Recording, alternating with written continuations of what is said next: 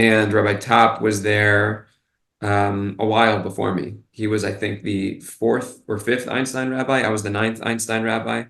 And then when he left Einstein, he became the assistant rabbi in the Young Israel of Woodmere, where Hmm. I was growing up at the time. So I actually grew up listening to Rabbi Top's drushos.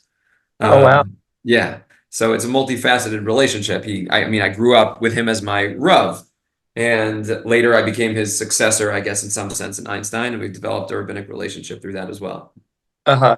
So you grew up listening to his drushes. Yeah. Yeah. Mhm.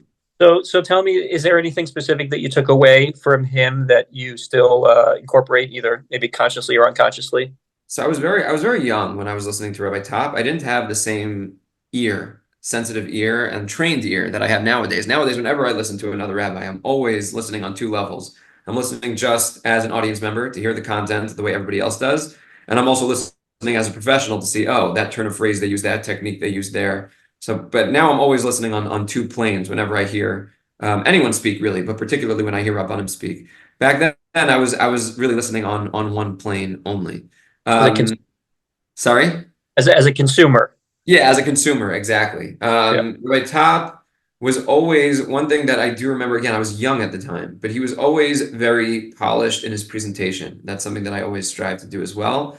It seems silly, but you can really have an impact just based on having a presentation that flows, that is eloquent, that appreciates the nuances of language. A lot of people will overtly appreciate the nuances of language, and a lot of people don't overtly appreciate it. They can't articulate to you what it is that you said or how you said it that they appreciate.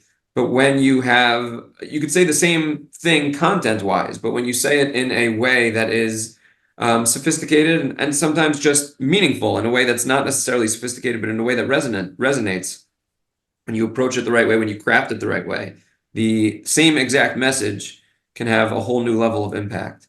And Rabbi Top was always very eloquent in that regard. He was always very polished, very articulate. He has like this is not something that I incorporate personally, but he always started with a joke. That was like always his style. I don't know if he does that still, but certainly in those years, he would always open with a joke, and people came to expect that and appreciate it.